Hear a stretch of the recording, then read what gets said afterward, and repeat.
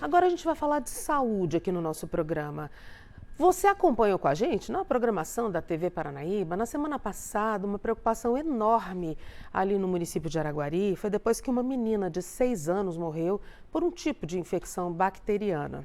O caso acendeu o alerta, mães, pais, professores, escolas. Muita gente ficou muito preocupada com este cenário. O assunto correu aí rápido nas redes sociais também. Em outubro, gente, 3 crianças tiveram infecções graves também, bacterianas, em São João del Rei, aqui também em Minas Gerais. Afinal de contas, que infecções podem ser tão graves a ponto de ameaçar ou tirar a vida de uma criança? Comigo no estúdio hoje o infectologista Henrique Vila Alves. Bom dia, obrigada pela presença, doutor Henrique. Sim, então, nós estamos falando de uma infecção específica, né, por Streptococcus pyogenes, tá? Que é muito comum, sempre existiu e vai continuar existindo. Sempre teve, sempre teve. E aonde fica a intensidade e a gravidade? Então, o que acontece? Ela pode se apresentar de diversas formas variadas, né? Desde uma infecção de pele simples, uma faringite, que é o mais comum, que é aquela dor de garganta, né? Até infecções sistêmicas, que a gente fala, né?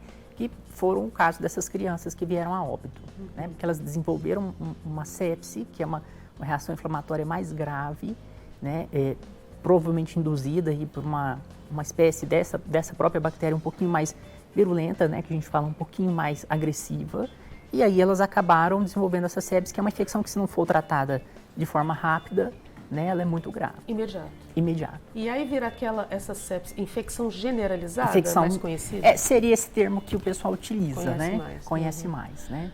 E como é que a pessoa tem contato? Adultos e crianças podem ter contato? Adultos e crianças, mas é mais comum na faixa etária acima de 5 anos até o período de adolescente, né? Mas os adultos também podem ter. É uma bactéria que está na nossa pele, uma bactéria que está nas nossas mucosas, nariz, e a gente entra em contato através de contato com outras pessoas, né? Tosse, espirro, ou contato com superfícies contaminadas. Bom, se é tão presente assim, é difícil falar em como prevenir? Porque a maioria das pessoas pode ter ela, como a gente fala, uma forma de colonização. Quer dizer, ela está presente na nossa pele, mas sem causar mal. Né? A maioria das pessoas é assim. E algumas pessoas, por alguma interação específica com a imunidade daquela pessoa, acaba desenvolvendo a doença.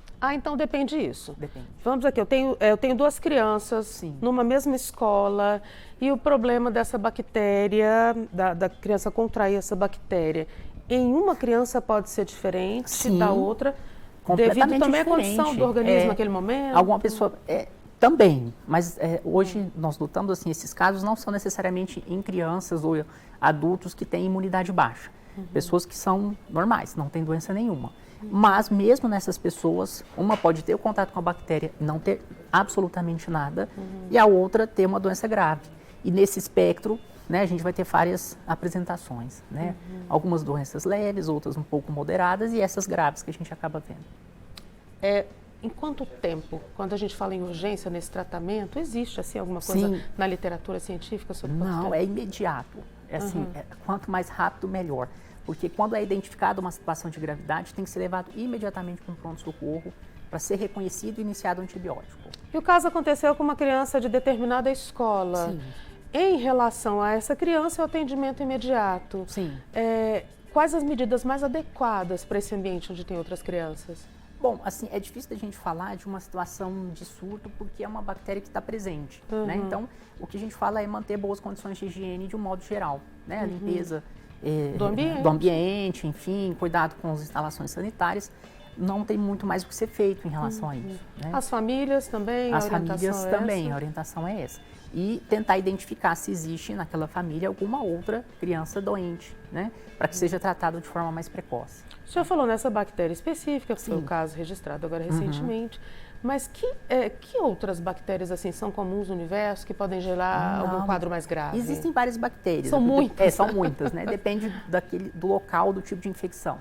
Né? Então a gente tem infecção de pele, a gente tem infecção de urina, a gente tem as pneumonias, todas elas de modo geral causadas por bactérias, né? Cada uma um pouquinho diferente, a maioria com um tratamento relativamente simples, mas precisa ser identificado, né?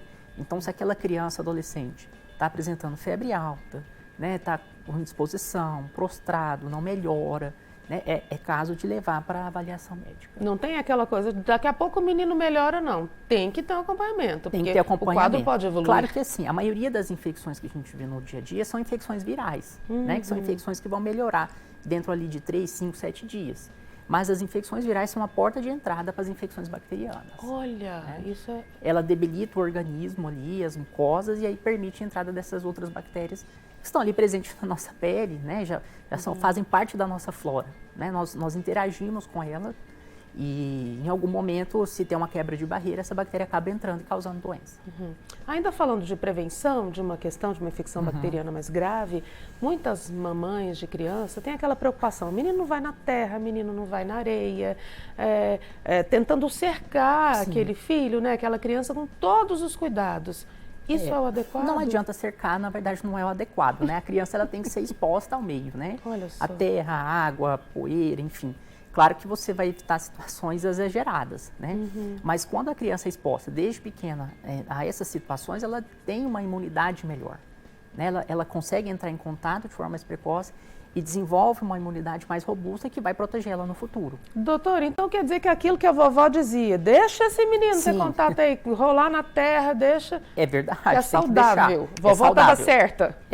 A gente tem muito hoje crianças criadas dentro de apartamento que não tem contato nem com outras crianças, nem com animais, nem com terra, nem com água. Então essas crianças, existe uma tendência, principalmente no campo de alergias, né, de ter quadros alérgicos mais comuns e mais frequentes, né? Doutora, é muito triste a gente dizer, né, ter que noticiar da morte de uma criança por conta de infecção bacteriana, mas é como você disse, está presente. Está presente, sempre Todos nós esteve. vamos conviver, não tem como. Eu acho que vem mais como um alerta, né, para a gente poder fazer o reconhecimento precoce, né? Essa é a principal dica. É a principal dica. Diante desse Na cenário. dúvida, leve ao pronto-socorro, leve ao médico, ao pediatra para ser avaliado, né? Não tem essa, mais uma vez, repito, não tem nada não, o menino vai melhorar. Vamos então acompanhar. Porque esse tipo de infecção ela evolui de uma forma muito rápida, em questão de horas, né? Então, tá na dúvida, ó, minha criança não está melhorando, é melhor levar para ser avaliado.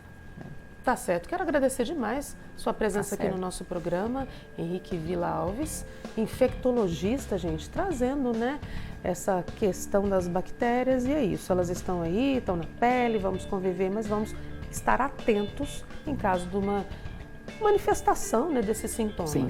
É assim. Volte outras vezes. Obrigada, Tá bom, doutora obrigado, Henrique. eu que agradeço. Até uma próxima.